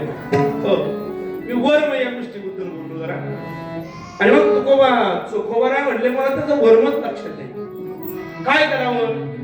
नामदेवरायांचं निरूपण ऐकलं. भक्तीचं सामर्थ्य, नामस्मरणाचं महत्व तुकोबाराय सांगितलं की नाही. नामसंकीर्तन साधन पै सोपे जळतील पापे जन्मांतरी. नामदेवरायांच्या अनेक दृष्टांत आहे. भक्तीचं सर्व स्पर्शित सर्व कामित्व आणि सुगमत्व यांनी मोठ्या रसावळीने अनेक दृष्टांत ऐकले होते. सर्व दृष्टांताने सर्व कीर्तन परिपूर्णतेला गेलं. विठ्ठल विठ्ठल भजन सुरू झालं आणि एक व्यक्ती उठलं. त्याने नामदेवरायांना बुक्का लावला. गळ्यात पवित्र माळ घातली हाराची आणि भजन मोठ्या टोकाला भजन केलं. कीर्तनाची वेळ संपली. कीर्तन संपलं. नामदेवरायांच्या हृदयातून प्रगट झालेले सर्व भाव अंतःकरणात साठवून सगळे संत मंडळी त्या वाळवंटामध्ये निद्रस्त व्हायला काय. एका कोपऱ्यात चोखोबाऱ्यांनी कीर्तन ऐकले. अनेक प्रश्न हृदयात निर्माण झाले. देव सर्वांकरता एक, सर्वांकरता एक देव आहे. पण अनेक दिवस पांडुरंगाच्या रावळात येतोय. पांडुरंगाच्या रावळात काय मात्र जाता येत नाही. मग विचारावं आजच्या कीर्तनकारांना, नामदेवरायांना, देव जर सर्वांना एक आहे तर आजपर्यंत चोखा मंदिराच्या बाहेर का विचारावं. पण गर्दी काही कमी होत नाही. कीर्तन संपल्यानंतर गर्दी कमी होत नाही. एका कोपऱ्यात उभे राहिले चोखोबा. गर्दी कमी झाली आणि नामदेवरायांनी आवाज दिला, चोखोबा. चोखोबारायांनी पाहिलं. इथूनच साष्टांग करतात. नामदेवराय रामकृष्ण इकडे या. नाही म्हणे, महाराज तुम्हाला दुरूनच नमस्कार केलेला बघा. का हो, मला अधिकार नाही तुमच्या चरण शिवायचा. मी जातीचा महार आहे. माझं नाव चोखोबा आहे. पण अजून व्यवस्थेने चोख चोखून घेतलं नाही. पण नाव अजूनही चोखोबा आहे. तुमच्या अमृतासारख्या गोडवाणीतून जन्मोजन्मीचा शाप निवृत्त होईल. म्हणजे शब्द आज कर्णपटलावर पडले. या गरीबाची इच्छा आहे. सांगा सांगा, याच पंढरीतला याच मंदिरातला पांडुरंग या महाराला भेटेल किंवा बस एवढा उपदेश करा. आम्ही जातीने महार, समाजाने दूर लोटलो. तुम्ही म्हणालात ना, परमेश्वर सरांच्या हृदयात आहे. माझ्या हृदयातल्या भगवंताला अजून माझ्यापर्यंत यावं किंवा मला बोलवावं असं अजून का वाटत नाही. कीर्तनकारांना प्रश्न विचारले पाहिजेत बघ. पण योग्य बुलढाण्यालाच गेलो होतो. मला म्हणले, महाराज आमच्याकडे 12 म्हशी आहेत. मग तुम्हाला जे दूध दिलंय ना ते निरस दूध आहे. निरस रोज 12 म्हशींचे धार काढतो.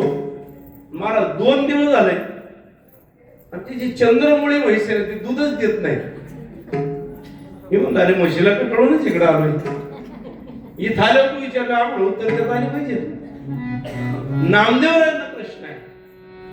स्पर्शाचा विटाळ आहे. पण लोक आमच्या कामाचा विटाळ धरत नाही, कर्माचा विटाळ. आमच्या हाती गाडवे, आमच्या हाती झाडवे.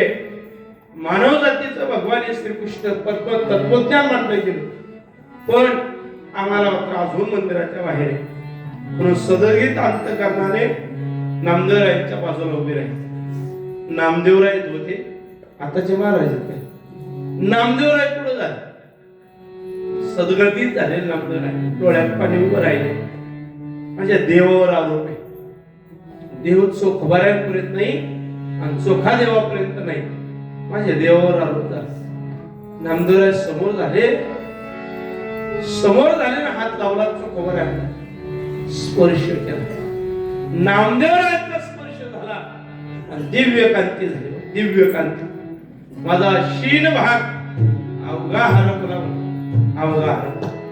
बहुत हिंडलो देश देशांतर, परी मन नाही स्थिर झाले कुठे. बहुत तीर्थे फिरून आलो, मनासवे झालो वेडगळच. पहिल्यांदा या विश्वात नामदेवराय पहिले माणूस आहात बा. आम्हाला माणूस मानलं बा. स्पर्श केला माझ्या हातात. भगवानाच्या डोळ्यातून अश्रू प्रकट झाले. नामदेवरांच्या पायावर लोळण घेतलं नामदेवरांच्या पायावर. उपदेश करा नामदेव, उपदेश. आजपासून तुम्हीच माझे गुरु. या विश्वातला पहिला माणूस आहे की ज्या देवाने मला जवळ केलं नाही, त्या संतांनी मला जवळ केलं. माझ्या दृष्टिकोनातून माझे पांडुरंग तुम्हीच. नामदेवराय मला उपदेश करा. नामदेवरायांच्या पायावर मस्तक टिकलं. नामदेवरायांनी हात ठेवला वरून आणि उच्चार केला, विठ्ठल विठ्ठल विठ्ठल. 3 वेळा विठ्ठल नामाचा जप केला. लक्षात आलं वा, सहज बोलणे हे तो उपदेश माझ्या गुरूंचा उपदेश आहे. आजपासून भजन करेन ना माझ्या पांडुरंगाचंच. आजपासून भजन पांडुरंगाचं करेन. त्याला ज्या दिवशी वाटेल ना त्या दिवशी तो मंदिरात येईल. पण माझं भजन सुरू झालं बा, प्रारंभ. पण नरीची वाट धरली, माझा शीर भाग हरपला. विठोबा देखला विठेवरी, हा भाव समत्वांत करणार. काय माझा शीन भाग अवघार परा, माझा शीन भाग अवघार परा, माझा शीन भाग अवघार परा, माझा शीन भाग अवघार परा. विठोबा देखिला विटेवरी, विठोबा देखिला, विठोबा देखिला विटेवरी. अवघ्या जन्माचे सार्थक झाले, अवघ्या जन्माचे सार्थक झाले, अवघ्या जन्माचे सार्थक झाले.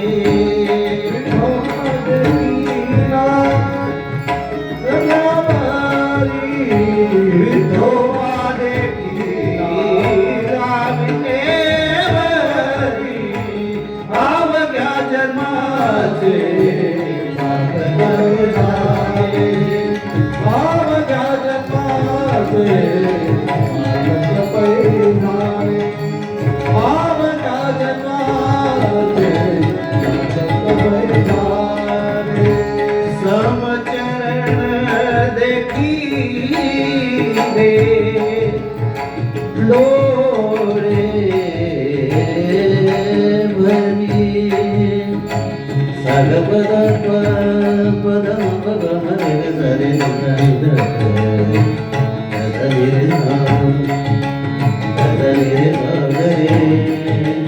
रे रे मम ग म ग म म म द द प प द प रि नि द द नि द स रि द नि रे सा द रे ग द रे नि द द नि प द म प प म रे ग रे नि द द सा.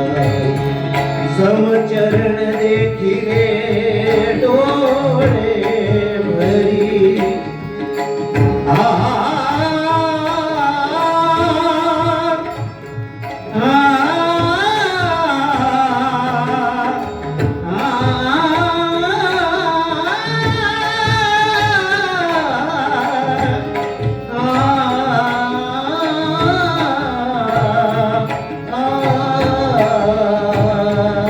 समचरण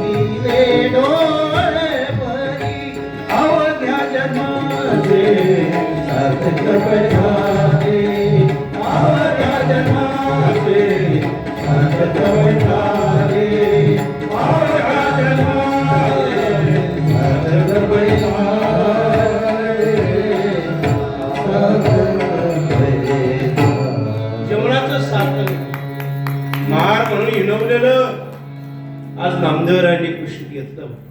कुशीत घेतलं, आनंद झाला. मंदिराचा कळस पाहिला, प्रदक्षिणा घातली आणि मंगळ वेळे घरी पोचले. सोयराई वाट पाहिली, दारात आवाज दिला. सोयरे रात्रभर जागे आहेत. चोकोबराय घरात गेले. काय रे सोयरा, झोपली नाही? माझा मालक पण परमात्म्याला भेटायला गेलाय. काय आनंद व्यक्त करू, झोपच आली नाही मला. ऐक रे सोयरा, आज मला पांडुरंग भेटला नाही. सांगू, जन्माला आल्यापासून पहिला माणूस भेटला. पहिला माणूस भेटला ज्याने मला माणूस मानला. ऐका, आज ऐकायला काहीच वाटत नाही बुवा. त्यांच्या जीवनात अनुभवाला आलं त्यांना विचारू का किती समाज व्यवस्था खालच्या थराला होती, किती खालच्या. डोळ्यातून अश्रू वाहू लागले चोकोबरायांच्या. सोयरा, अग नामदेवराय भेटले आणि नामदेवरायांनी कुशीत घेतलं मला. मंत्र दिला भजनाचा. काय दिला? विठ्ठल विठ्ठल विठ्ठल मंत्र दिला. आनंद वाटला. सोयरा म्हणते, जन्मात हे भाग्य कधी येईल असं वाटलं नव्हतं. मालक, आज आपल्या जीवनाला काहीतरी अर्थ लाभला. मी एक काम करू, तुमच्या बरोबर मी काही म्हणू. हा ना, पती आणि पत्नीचं नातं तुकोबारायांनी म्हटलं बरं का. तुकोबारायांचा तुका म्हणे मुक्ती परनिली नव्हे. आपल्या जीवनातून मुक्त करण्याचं सामर्थ्य पत्नीच्या अंतःकरणात असतं. तुकोबाराय म्हणतात, काय काय उच्चारेल तू? एक वेळा पंढरी वाचे जो उच्चारी, मोक्ष त्याच्या घरी नांदत असे. सोयराईच्या मुखातून पहिला अभंग प्रकट झाला. मोक्षाचं महत्व सांगितलं. कळलं आता जीवनात परमात्मा नाही भेटला तरी चालेल, पण माणूस भेटला ना, देव भेटल्यासारखा आहे. हे पती पत्नी अभंग करू लागले. सार्थक वाटू लागलं जीवनाचं. दोघांची भक्ती सुरू झाली आणि भक्तीला शब्दांची मोहर लागली. शब्दांची. उभ्या जन्मात एक अक्षर गिरवलं नाही, उभ्या जन्मात. आणि हे बाहेर पडताय ते पण समाज हिता करता. आनंद वाटला चोखोबारांना, नाचायला लागले, बोलू लागले. पण मनात कायम एक शल्य, कायम एक शल्य. जरी भगवंताचं भजन करतोय ना, जरी सुद्धा आपण भजन करता करता भगवंताचा आनंद मिळतोय ना, भजन असंच करावं. आनंदी वाजवावी टाळी, विठ्ठल म्हणा वेळोवेळी, अवघ्या मंगळाचे दिन, विठ्ठल विठ्ठल निज धाम. निज धामाला भजन येते, भजन करावं असं वाटलं. दोघांचंही भजन उत्तम वाढू लागलं. प्रपंच पुढे सरकत राहिला आणि त्या प्रपंचावर एक सुवर्ण फुल जन्माला. सुवर्ण फुलगा जन्माला. त्याचं नाव कर्ममेळा असं करतात. कर्ममेळा. चोखोबारायांच्या सोयराईच्या अंतःकरणामध्ये निर्मळता निर्माण झाली. कारण त्या परिवारामध्ये निर्मळ नावाची एक बहीण होती, निर्मला. चोखोबारायांची बहीण आहे. हे माहेरात राहते, भावाचं जीवन पाहते, शुद्ध सात्विक जीवन पाहिलं.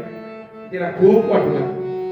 समाज एक बाजूला भावाचा छळ करतोय आणि एक बाजूला भावाचा आनंदही पाहतो. कारण चोखोबाराय म्हणतायत, धन्य धन्य नामदेवा, केला उपकार जीवा, माझा निरसला भेव, दाखविला पण भेव.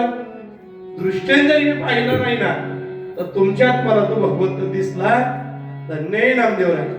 नामदेवरायांना गुरु करून घेतलं. समाज छळ करतोय, काही बरे वाटत नाही. कार्तिकीची एकादशी संपली आणि एकादशीचा नंतरचा दिवस उजळला. सोयराला सांगितलं, सोयरा आपल्याला मंगळवेळ्याला जायचं नाही. का राहायचं नाही? माझ्या पंडित परमात्म्याचं दर्शन करता आलं ना, तर माझ्या गुरुचं दर्शन करेन. गुरुचं दर्शन झालं ना, तर माझ्या भगवंताचं दर्शन झालं. चल आपल्याला पंढरीला राहायला जायचं. निघाले. कर्मवेळा आहे, हाती धरलेला. निर्मळा आहे पाठीमागत चाललेली, हाती पिशवी घेतलेली. नवरा बायको चाललेली पंढरपुरात आली जागा शोधायला. गावात जागा मिळली. गाव कोसाच्या बाहेर येसकरांच्या वस्तीत जागा मिळाली. खूप मोठे भक्त आहेत. व्यवस्थेच्या विरोधात जायचं नाही ही अंतःकरणातली इच्छा. जागा मिळाली बा राहायला बसले. एक दिवस काय वाटलं, कर्मवेळा झोपी गेला, सोयराई झोपी गेली. पांडुरंगाचं भजन कानावर येत होतं ते तुझा संपलं. भगवंताची आरती संपन्न झाली. मध्यान रात्री देव भगवंत झोपायला गेले. बडव्यांनी दार लावून घेतलं. देवाचं महाद्वार बंद झालं, पण मुख्य द्वारातून भगवंत भासू लागले. आज मनाचा निश्चय झाला, काही झालं तरी चालेल, पांडुरंगाला भेटल्याशिवाय घरी यायचं नाही. काही ठरवलं. नामदेवराय भेटल्यापासून विलक्षण बदल झालेला आहे. ज्यांचे शेजारी राहतो मांस भक्ष्य करतात, पण मंगळवेळा सोडून दिले. गळ्यात पवित्र तुळशीची माळ, अंगी सदरा नाही, पण गोपीचंदन टिळा मात्र निश्चित. एक शिवी आयुष्यात कधी या मुखारविंदातून बाहेर पडली नाही. याच मुखारविंदातून आज विठ्ठल विठ्ठल ध्वनी प्रकट होते. सगळ्यांना झोपून दिलं. झोपी गेले सगळे. कालावलेला सगळं झालं. चोखोबाराय उठले आणि घराच्या बाहेर पडले. काही झालं तरी चालेल, पण आज मात्र माझ्या पांडुरंगाचं दर्शन घेतल्याशिवाय इथून जायचं नाही. गावात शिरले. कोण पाहत का याची चिंता नाही, कशाचं भय नाही. शिवाशिव म्हणत ना मार खाऊ आज, पण माझ्या पांडुरंगाला पाहायचं. मनाचा दृढ निश्चय झाला. निघाले, धावत निघाले. अख्खं घर झोपलंय. वेस्कर वस्ती झोपली आणि वेस्कर वस्ती झोपल्यानंतर निघाले. पांडुरंगाच्या रावळाच्या समोर उभे राहिले. पायरी चढू लागले. तेवढ्या घरी झोपलेल्या सोयराई जागा झाली. शेजारी पाहिलं तर मालक नाही. पुढे गेले म्हणून 10 वर्षाच्या कर्मवेळाला उठवलं. हे कर्मा बघणारे बाबा घरात नाही. शोधत निघाले. आठेची वेळ झाली. आठेची वेळ सोखा वेळा वाट पाहतायत. देवाचा दरवाजा उघडला ना आज आतमध्ये जायचं. काही झालं तरी हरकत नाही. आठेची वेळ झाली. पूजेची वेळ समोर आली. आतमध्ये शिरू लागली. आणि बडव्यांनी पाहिलं देव पाठवायला मंदिरात आला का. पण बडव्यांनी लात मारावी आणि पायरीच्या खाली. कर्मवेळेने समोर ते पाहिलं. विठ्ठलाचं नाम घेणारा, पापाला कधी न शिवणारा, वाईट वस्तू अंतःकरणात नसणारा, आणि मी माझी कारभारी एवढा जीवनातला सामान्य विचार अंतःकरणामध्ये ठेवून विश्व उद्धाराचा विचार अंतःकरणामध्ये ठेवणारा माझा बाप पायऱ्यावर पडलेला कर्म मिळाले पाहिलं. बापाला बडव्यांनी लाथ मारलेलं पाहिलं. कर्मवेळा धावत गेला. बाबा का हो, बाबा का मारतात, का मारतात. सुख भरायच्या डोळ्यात पाणी आलं. बाळा हे कर्म असं बोलू नको रे. हे यातीत जन्माला आलो व्यवस्थेने खऱ्या अर्थाने वाटवलंय रे. आपलं शरीर अपवित्र नाही, समाज अपवित्र आहे, त्याला आपण अपवित्र वाटतो. हाताला धरलं पाषाणाची मूर्ती पाहायला एवढा हट्ट असते, तर साक्षात भगवंताला मिठी मारायला भगवंता किती रे प्रचंड विरोध आहे. काय अवस्था आहे देवा. मनात अनेक विचार आहे. निघाले बा. पडव्यांनी ढकलून दिलेलं कर्मवेळाने पाहिलं. तो बापाला होतोय, कागा मोकलेले नाही सिगा देवा, आम्ही के शेवा चुकलोस आहे. तू दारात सुद्धा येऊन देत नाही देवा रे. काय करू. नेणे करू भक्ती नेणे करू सेवा नयेसी देवा कळले मग तू येत नाही देव काय करू रे सुखा म्हणे माझ्या जीवाचा विसावा काल तो धावा करून या देवा धावा करतो तुझा तू जोपर्यंत मला दिसत नाही ना तोपर्यंत माझा देव गेला तरी आता मात्र कोण झाला भांडणाचं दर्शन दिलं नाही रावळात येऊन दिलं नाही अरे माणसं काय वाटत तुम्ही कधीतरी मनाला प्रश्न आहे जगावं का जगावं का मरावं जन्माच्या साकडे नाही माझे कोडे देवा जेणे तुम्हा पडे बोचे देवा नाही देवा आज माझ्या मनाचा निश्चय काही झालं ना तरी तुझ्या दर्शनाविना आज चोखा पण पंढरपुरात राहणार नाही निश्चय केला दुसरा दिवस उजाडला दिवसाचं भजन झालं सायंकाळ झालं परत जेवण संपली जो तो झोपी जायला लागला चोखोबारांनी सगळ्यांना झोपून दिलं माध्यान्काळी उठले पहाटेची वेळ जवळ आली चोखोबारा आज मात्र निश्चय करून निघाले ते पायीवर नाही जमले मंदिरात गेले मंदिरात उभे राहिले त्या डोळ्याने भगवंताची मूर्ती पाहिली पाषाणात उभा असलेला भगवंत पाहिला आणि चोखोबारांना आनंद झाला आनंदाच्या भारात नाचू लागले पांडुरंगा हे बाय बाबा आज या डोळ्याने तुला पाहत आलं रे हे भाग्य झालं देवा हे जीवन सफल झालं नामस्मरणाचा गजर उठला आता कोटेवरी भीड धरू तुमची हरी दार राखीत बैसलो तुम्हा दिसे मोकलिलो देवा ऐका ना माझी तू माऊली माझी तू माऊली माझी तू माऊली विठ्ठला पंडंगा मज का मोकले वेगळे का केले कामा धाडीने तू मज बसून हे आनंदाच्या भरात द्वंद्व सुरू झालं वा भांडण चालू झालं देवाचं चोखा वेळाचं देवाला आनंद वाटला देवी ठेवून खाली उतरला हे चोखा अरे माझी पण खूप इच्छा आहे रे तुला भेटावं कणकणून मिठी माग देवा मग काय रे दुराच्या काय मी अपराध केला तुझा देवा म्हणून तू मला दूर लोटतोस भगवंताने कमाडून काढलं देव साक्षात बाहेर आहे हाती वैजंती माळा आहे गळ्यात पवित्र वैजंती माळा आहे भगवंत धावत जे सुटले ना ते गरुड खांबाजवळ उभे असणाऱ्या चोखोबारांच्या गळ्यात माझ्या पांडुरंगाने कडकडून मिठी मारली जीवनाचं सार्थक झालं चोखा वेळाच्या जीवनाचं सार्थक झालं महार परिवारात जन्माला आलेलं लेकरू भक्तीने मंदिरात गेलं बाबा भक्तीने मंदिरात गेलं आणि भगवंताने विठेवरून खाली उतरावं आणि चोखोबारांच्या गळ्यात कडकडून मिठी मारली जीवनाचं सार्थक झालं भगवंताला इतका आनंद झाला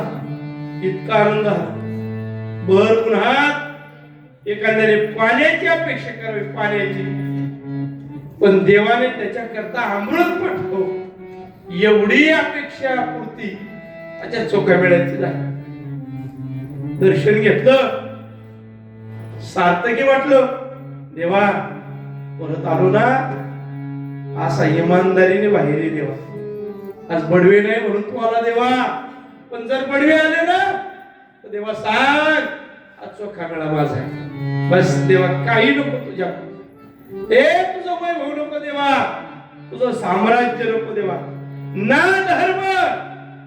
ना धर्माचं मोठेपण देवा काही नको फक्त एक काम कर देवा एक काम करशील देवा जर कधी बडवे आले ना बडवे देवा तर सांग आज चोखा माझा आहे एवढं देवाने शब्द दिला देवाने आनंद वाटला चोखा वेळा गडबडून लोळू लागला लोळताना देवाने उचलला काखेत घेतला आनंदाच्या भरात देवाने वैजयंती माळ काढली आणि चोख्याच्या गळ्यात घातली देवभार विसरलेला चोखा आपल्या झोपेत जायचं याचं भान विसरून गेला पहाट झाली बडव्यांनी दरवाजा उघडला बडव्यांनी आणि दरवाजा उघडल्यावर देवाच्या लक्षात आलं बडवे आले देव उठला पिठेवर जाऊन उभा राहिला समचरण दृष्टी कुठे बरी साजे उभा राहिला बघ सो कावळ्यात देव वाहन विसरून गेलेला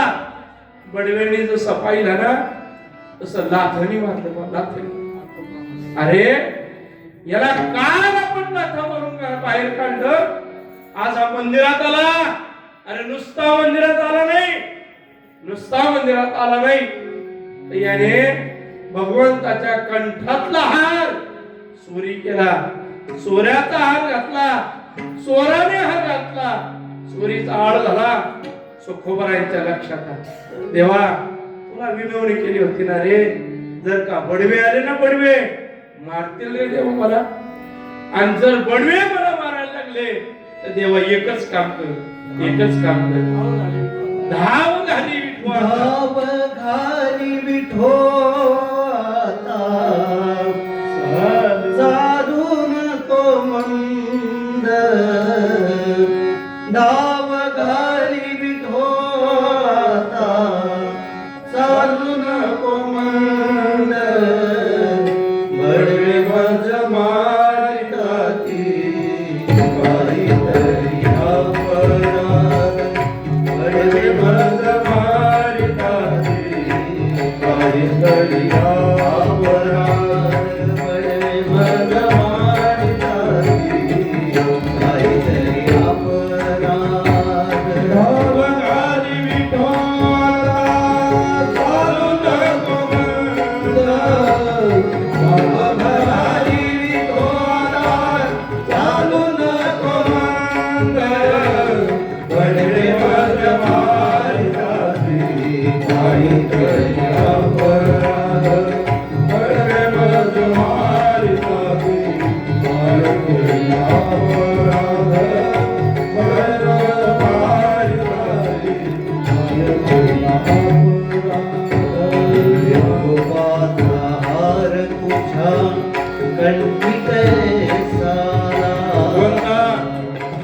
बडवे माझ्या समोर आले बडवे समोर आले विचारताय तेव्हा मला सांगणारे चुक्या या भगवंताचा हार तुझ्याकडे कसा सांगणारे देवा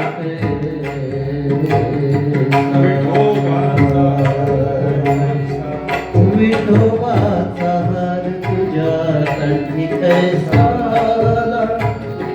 शिव्या देती महारती देव बाटलीला शिव्या देती महारती देव बाटलीला धाव घाली विठोबाचा चालू नको मंद धाव घाली विठोबाचा चालू नको मंद बडवे माझ मारिताती काहीतरी अपराध बडवे मज मारिताती काहीतरी अपराध बडवे मज मारिताती काहीतरी अपराध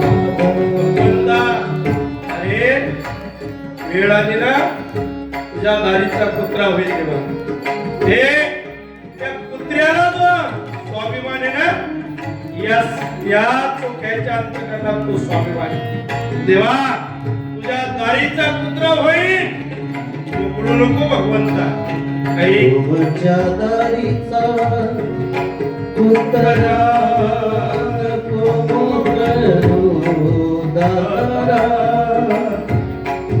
तुमच्या दारीचा कुत्रा नका करू हे भगवंता तूच माझा जिम्मेदार आहेस तूच माझा रक्षण करता तूच माझा पाठीराखा देवा हे कर जोडीतो देवा तुला पाया पडतो देवा मी जर काय बोललो ना देवा राग नसता पाया पडतो देवा सांगितलं होतं देवा तुला नको तुझं वैभव नको तुझी मुक्ती देवा नको रे तुझी मुक्ती फक्त एक कर रे देवा हे देवा या पडतो रे तो या पडवे मारतात रे शिव्या देतात महार म्हणतात देव वाटवला म्हणतात देवा सांगणार त्यांना सांगणार अरे मी पण माणूस मी बघताय तुझा आणि तू देव आहे माझा देवा एवढीच इच्छा आहे काय करू ना देवा तुमच्या दारीचा तरार नका मोकलू दातारा अहो चक्रपाणी तुम्ही आम्हाची मदारा जिमादारा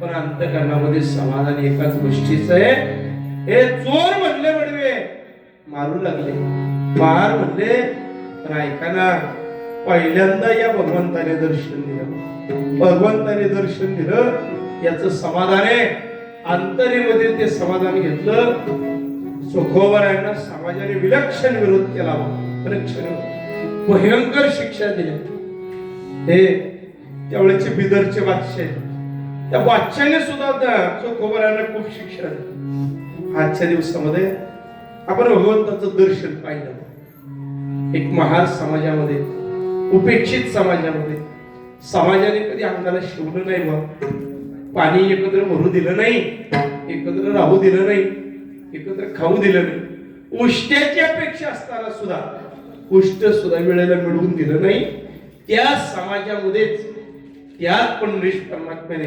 हृदयाला धरला हे नामदेवरायांनी अधिकार द्यावा भजनाचा ज्या समाजाला भजनाचा अधिकार नाही तिथे विठ्ठल विठ्ठल मंत्र मिळावा एवढी आघात किंवा माझ्या सुखोबरायांनी केली बा आघात केली त्याच श्री संदन मिळालं आणि मग साक्षात भगवंताने कवटाळावं सुखोबरायांच्या जीवनातला खूप मोठा जीवनातला क्षण आहे खूप मोठा जीवनातला एखादी इच्छा व्यक्त करावी आणि खूप तपश्चर्याने मिळावी एवढा परम आनंद माझ्या सुखोबरायांना झाला उद्याच्या कथेमध्ये आपण त्यांच्या जीवनातले अनेक प्रसंग आणि खऱ्या अर्थाने त्यांच्या समाधीचा सोहळा अनुभवणार आहोत उद्या आपल्या कथेची सांगता आहे खूप जीवनातला अनन्य भाव अंतःकरणामध्ये ठेवून आपण सर्व मंडळींनी हा सोहळा संपन्न केला श्री विठ्ठल मंदिर संस्थांचे सर्व पदाधिकारी आहेत अध्यक्ष उपाध्यक्ष सर्वांनीच खऱ्या अर्थाने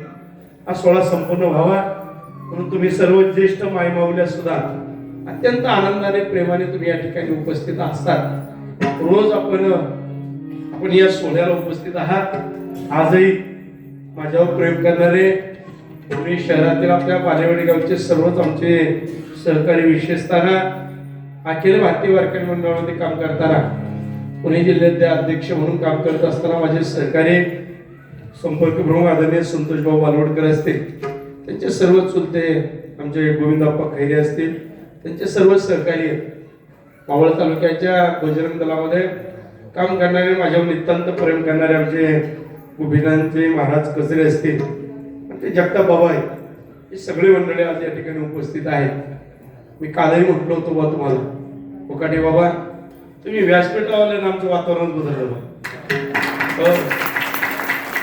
म्हणजे कथेला प्रारंभ करताना माझ्या चोखोबरायांचं पहिलं वाक्य होतं कथेला प्रारंभ करताना आमच्या संताजी महाराजांचं पहिलं वाक्य होतं. हे संताजी महाराज म्हणतात, माझी या जातीचे मुज मिळू कोणी. हा ते तुम्ही आला की आमचं चतुरंग पूर्ण केलं बा. चतुरंग म्हणजे गणेश महाराज, आमचे ओंकार महाराज, आमचे प्रदीप महाराज यांच्या स्मृतीने आज कोकाटे महाराज एकदा सर्वांनी अंतःकरणपूर्वक त्या मंडळीच्या एकदा खाली वाजवा. हो का माहिती आहे खरं सांगू, मला आजच चिंता लागली बा. आजच उद्या जगताप महाराज आपला शेवटचा दिवस सांगत आहे. आयुष्यात जे कधी स्वप्नात वाचलं नाही ना ते सत्यात माझ्या जीवनात मी अनुभवलं. मग एवढी सुंदर संगत, या सगळ्याला जोड आमचे शिष्य येतील व्हायची खूप इच्छा आहे बा. की संतांची कथा व्हावी. सगळ्या मंडळींनी त्याच्यात भरपूर योगदान दिलं. सगळे यजमान मंडळी, राजकीय पटलावर असणारी सगळी मंडळी, धर्मनिष्ठ असणारी आमची सगळी मंडळी, ते सगळी काम करणारी धर्मातली मंडळी सर्वजण.